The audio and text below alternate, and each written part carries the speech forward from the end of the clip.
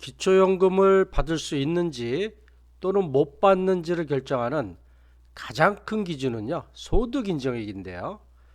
이 소득인정을 계산하시려면요, 소득은 어떻게 계산하는지, 일반 재산은 어떻게 계산하는지, 금융재산은 또 어떻게 계산하는지, 부채는 어떻게 계산하는지 아셔야 하는데요. 이 동영상에서는요, 그 중에 두 번째인 일반 재산은 종류가 어떤 것이 있고 어떻게 조사하고 어떻게 계산하는지 자세하게 알아보도록 하겠습니다. 네, 먼저 일반 재산의 종류를 한번 알아볼까요? 네, 가장 많이 아시는 집이 있죠. 집은 아파트일 수도 있고 단독주택, 빌라일 수도 있고요. 또 토지 있죠. 논, 밭, 산이 있고 또 건축물이 있습니다. 상가 등이 있어요. 자, 두 번째로는 보증금이 있죠. 전세 보증금, 월세 보증금, 상가 보증금이 있을 수 있고요. 자, 자동차 대부분 갖고 계시죠? 자동차의 종류가 상당히 많습니다. 승용차, 승합차, 이륜차, 화물차, 덤프트럭 등 아주 종류가 많습니다. 그리고 또 기타 또 재산이 있는데요. 자, 회원권이 있을 수도 있고요. 조합원 입주권, 분양권, 임목재산, 어업권이나 양식업권에 대해서 어떻게 조사하고 어떻게 계산하는지 하나하나 자세하게 말씀드리도록 하겠습니다. 네, 지금부터 말씀드릴 목차는요. 첫 번째, 일반 재산은 언제 조사하는지 알려드리고요. 또 일반 재산의 종류 및 계산을 어떻게 하는지, 그리고 주민등록지별 기본재산을 공제하는데 얼마를 공제해 주는지, 마지막으로는 일반 재산의 소득 인정의 계산 방법에 대해서 말씀드리도록 하겠습니다. 네, 먼저 일반 재산은 언제 조사하나요? 자, 첫 번째, 기초연금을 신청하잖아요. 그리고 신청하면 그 신청할 때 조사합니다. 근데 기초연금을 이미 받고 있는 분들이 있어요. 이미 그 이전서도 기초연금을 받고 있는 분이라고 하면 정기조사를 합니다. 매년 일반적으로 연초에 하고요. 또 수시로도 조사해요. 또 변동신고위원 조사라 그래서 이 전세로 있다가 주택을 취득했다 하면은 이게 재산이 바뀌거든요. 요때도 조사한다. 그러니까 한 번 조사하고 마는 게 아니라 여러 번 조사한다. 이렇게 생각하시면 되겠습니다.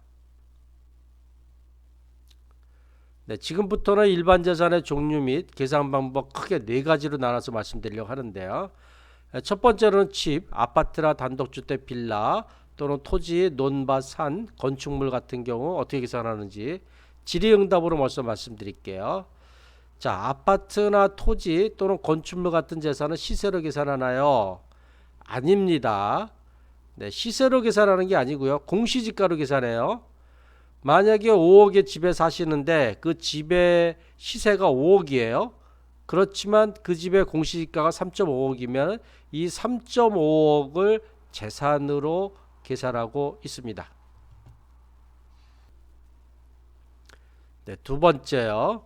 자, 2024년 소득인정을 계산할 때 2024년도에 하락대 공시지가를 적용하나, 이 얘기는 뭐냐면 그럼 공시지가를 언제적 공시지가를 적용하나요 하는 얘기입니다.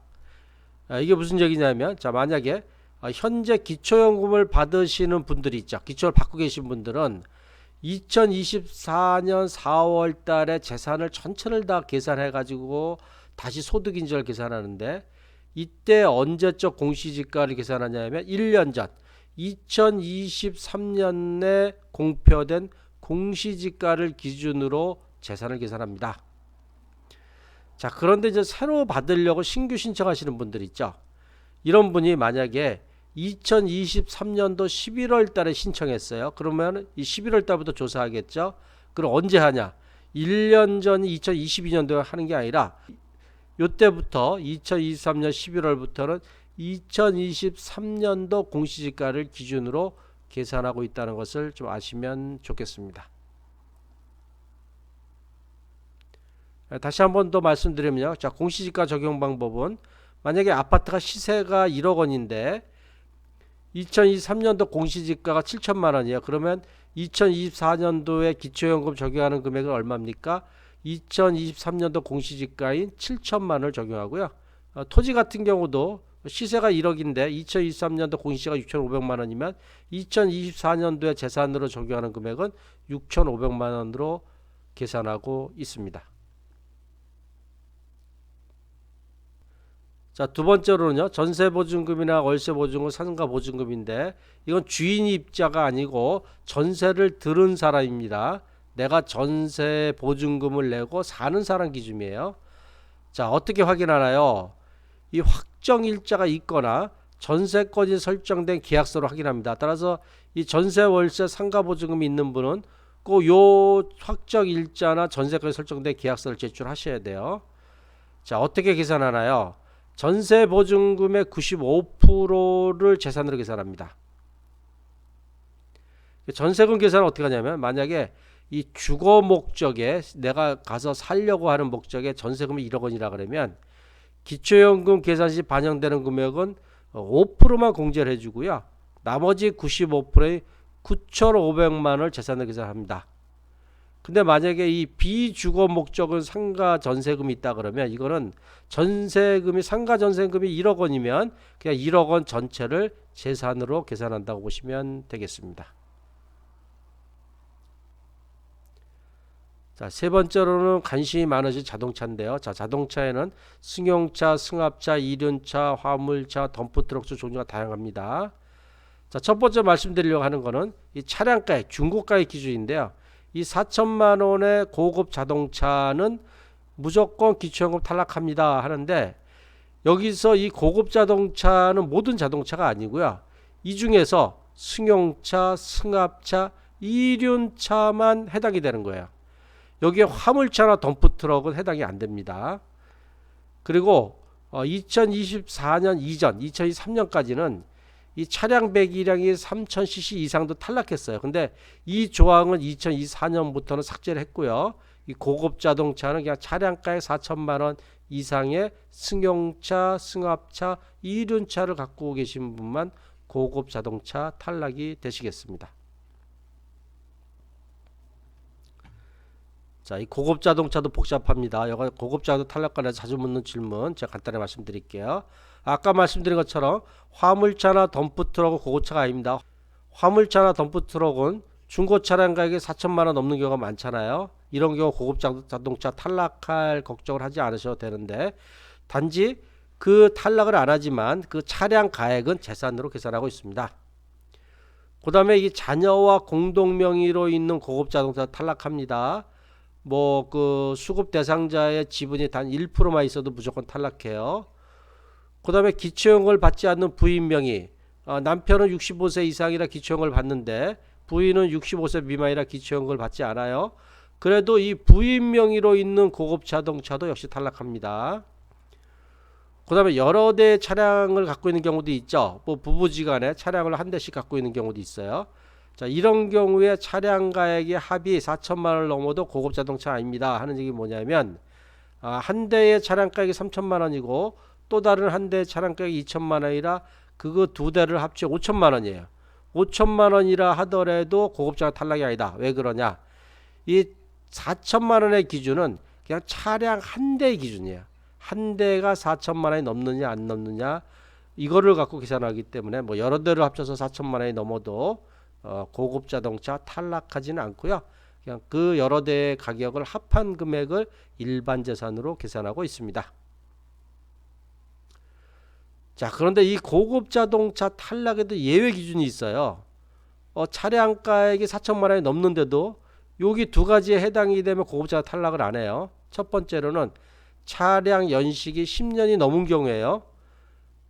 자, 여기서 차량 연식이 10년이 넘었다는 건 뭐죠? 올해가 2024년이에요. 2024년에 10년이 넘었다는 건 차량 연식이 2014년 이전 차량 2014년이거나 2013년 12년 이 차량들은 차량가액이 4천만 원이 넘어. 옛날에 살 때 만약에 뭐 1억 원에 사가지고 지금도 중고가액이 4천만 원이 넘어도 고급 자동차 탈락하지는 않는다. 단지 그 재산은 일반 재산 계산한다는 거고요. 생업용 자동차인 경우에요. 이 자동차가 생계수단이에요. 내가 이 자동차를 갖고 벌어먹고 삽니다 라는 것이 소명에서 인정이 되면 고급 자동차로 탈락하지는 않습니다. 자, 여섯 번째로는요. 이 아예 재산 산정에서도 제외되는 자동차가 있어요. 자, 무슨 얘기냐면 등록된 장애인이 소유한 자동차 장애 등급이 얼마냐 상관없어요. 그러니까 등록된 장애인이 소유한 자동차 한 대만 아예 제외합니다. 그 다음에 상위 등급 판정받은 국가유공자 등이 소유한 자동차 한 대 완전 제외됩니다. 이 얘기는 뭐냐면 요런 등록된 장애인이나 상위 등급 판정받으신 분이 뭐 차량가액이 5천만 원 되는 차량을 갖고 있다 한 대. 그러면 고급 자동차 탈락도 아니고요. 이 5천만 원을 재산으로 계산도 하지 않는다. 이렇게 보시면 되겠습니다. 네, 자동차의 재산 산정 방법 계속 말씀드렸지만요. 이 보험개발안의 차량 기준가액이에요. 중고 가격이라고 보시면 되겠는데요. 이 보험개발안 사이트에 들어가면요. 이 차량 기준가액 확인하는 메뉴가 있어요. 여기 들어가서 확인하시면 됩니다. 아까 말씀드린 것처럼 차량이 여러 대 있으면 여러 대 차량 기준가액을 합산해서 계산한다고 보시면 되겠습니다. 자, 자동차 재산 계산 한번 해볼게요. 만약에 2018년도에 4,500만 원에 구매한 차량이 있어요. 자, 2018년에 4,500만 샀으면 만약에 이때 기초연금 대상이면 4천만 원이 넘기 때문에 무조건 탈락했겠죠. 그렇지만 그때는 65세가 안 됐고 지금 2024년도에 65세가 됐어요. 그래서 지금 신청하려고 보험개발원의 차량 기준가격 확인해 보니까 3천만 원이에요. 그러면 이건 고급 차량 아닙니다. 이때 확인한 2024년도 차량 기준가격이 3천만 원이면 이 3천만 원을 재산으로 계산한다고 보시면 되겠습니다. 자, 마지막 네 번째요. 기타 재산이라 제가 하는데, 자, 회원권이 있는 경우는 회원은 시가 표준액을 재산으로 계산해요. 근데 이 고급 회원권이라 그래갖고 골프 회원권이나 승마 회원권, 콘도 회원권, 요트 회원권, 고급 체육 시설은 이 시가 표준액 전체를 다 그냥 소득 인정을 계산하기 때문에 기초연금 무조건 탈락합니다. 그래서 아까 말씀드린 것처럼 고급 자동차도 무조건 탈락하고 고급 회원권 갖고 계셔도 무조건 탈락한다고 보시면 되겠습니다. 자, 조합원 입주권을 갖고 계신다. 그럼 분양가액을 재산으로 계산하고요. 자, 분양권을 갖고 계세요. 그러니까 조사일까지 계속 납입하지 않았습니까? 그때까지의 금액을 기준으로 재산으로 계산하고요. 자, 임목재산이나 어업권, 양식업권이 있는 분들은 시가 표준액을 재산으로 계산하고 있습니다. 자, 다섯 번째로는요. 이 주민등록 지역에 따라서 기본재산액을 공제를 해줘요. 크게 세 가지로 되어 있는데요. 이 첫 번째로는 대도시나 특례시, 두 번째는 중소도시, 세 번째로 농어촌인데요. 이 대도시는 어디냐면 특별시, 뭐 서울특별시든지 광역시, 뭐 부산광역시의 구나 또는 특례시라 그래갖고 고양, 수원, 용인, 창원 4개 특례시가 있습니다.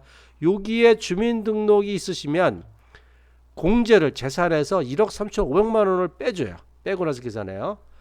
자, 중소도시입니다. 중소도시는 도의 시와 세종특별자치시입니다. 뭐 경기도 의정부시, 광명시, 뭐 안양시, 자 이런 데 시에 사시면 8,500만 원 공제해 주고요.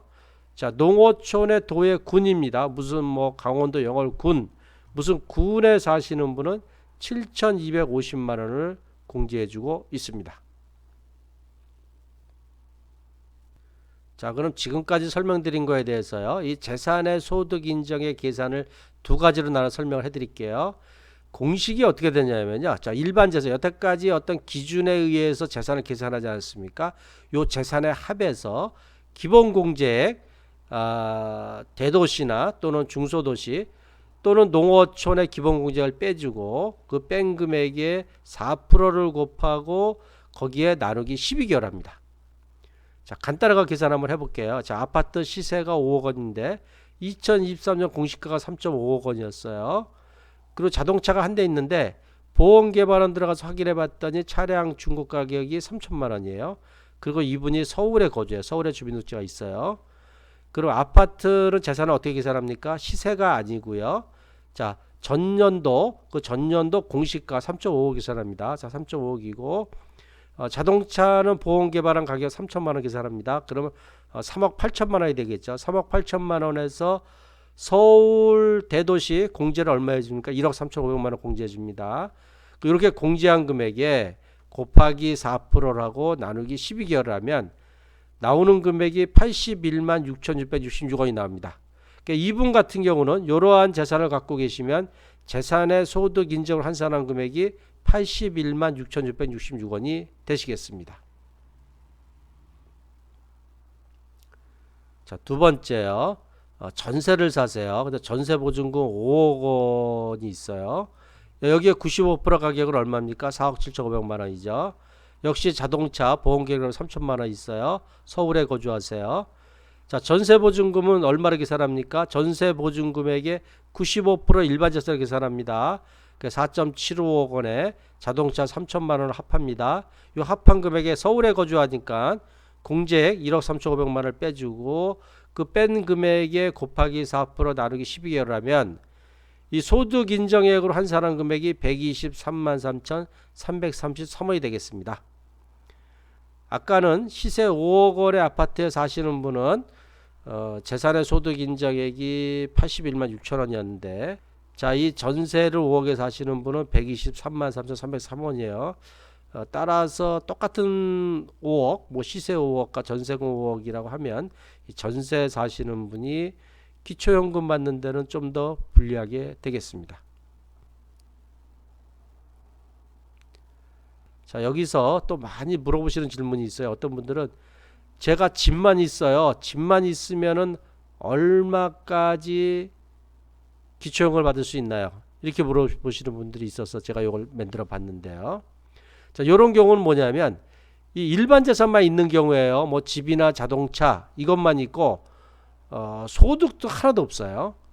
그 다음에 금융재산도 하나도 없어요. 뭐 예금도 하나도 없고 주식도 하나도 없고 부채도 하나도 없는 경우만 갖고 계산한 겁니다. 자, 먼저 단독 가구를 기준으로 설명드릴게요. 그리고 요 금액은요, 공시가격 금액이에요. 시세가 아닙니다. 자, 대도시에 사시면 7억 7,400만 원까지 기초연금 받을 수 있고요. 중소도시에서 사시면 7억 2,400만 원, 농어촌은 7억 1,100만 원까지 기초연금을 받을 수 있습니다. 이렇게 왜 재산 금액이 다르냐 하면 아까 말씀드린 것처럼 이 대도시는 1억 3,500만 원 공제해주고 중소도시는 8,500만 원, 농어촌은 7,250만 원 공제해주기 때문에 이 대도시가 좀 더 금액이 더 많다.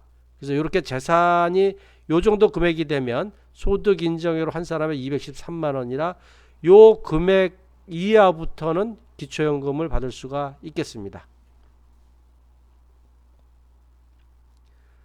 그런데 앞에서 말씀드린 금액이 있으신 분들이 기초연금의 2024년 33만 4,810원을 다 받을 수가 없어요. 그거보다 더 작아야 되는데 요 금액 33만 4,810원을 다 받으려면요. 대도시는 6억 7,300만원, 중소도시는 6억 2,300만원, 농어촌은 6억 1,100만원 이하가 되셔야 요게 소득 인정으로 환산하면 179만 5,190원인데 요 이하가 되셔야 기초연금 33만 4,810원을 다 받으실 수가 있겠습니다. 자, 지금부터는 이제 부부가구 말씀드릴게요. 자, 부부가구의 기초연금 대상 금액은 대도시는 11억 5천만 원, 중소도시는 11억, 농어촌은 10억 9천만 원까지 기초연금을 받을 수 있고요. 이 금액을 소득 인정을 환산하면 340만 8천 원이 되기 때문에 이 이하가 되시면 기초연금을 받을 수 있겠습니다. 그런데 앞에서도 말씀드린 것처럼 앞에 금액은 기초연금을 받을 수 있다는 것이 이 기초연금을 전액 다 받는 2024년도 53만 5,680원을 받으시려면요. 대도시는 9억 9,600만원, 중소도시는 9억 4,600만원, 농어촌은 9억 3,400만원 이하가 되셔야 소득 인정액으로 287만 2,320원이 돼서 이 부부가 받을 수 있는 금액 53만 5,680원을 다 받으실 수가 있겠습니다. 네, 지금까지 일반 재산의 소득 인정의 환산 방법에 대해서 계산해 드렸는데요. 많이 복잡하시죠? 이 추가적으로 궁금한 사항이 많이 있으실 것 같은데요. 이 궁금한 사항이 있으시면요. 이 보건복지부의 상담센터가 있어요. 국벌 없이 119로 전화하시면 여기에 아주 전문적인 상담사가 있으니까 아주 정확하게 잘 알려줄 겁니다. 네, 지금까지 고향과 일산 지역에서 아들과 딸의 정성과 사랑으로 어르신을 돌보고 있는 아들, 딸 방문 요양의 대표 배종일이었습니다. 네, 제가 고향과 일산 지역에 있으면서요.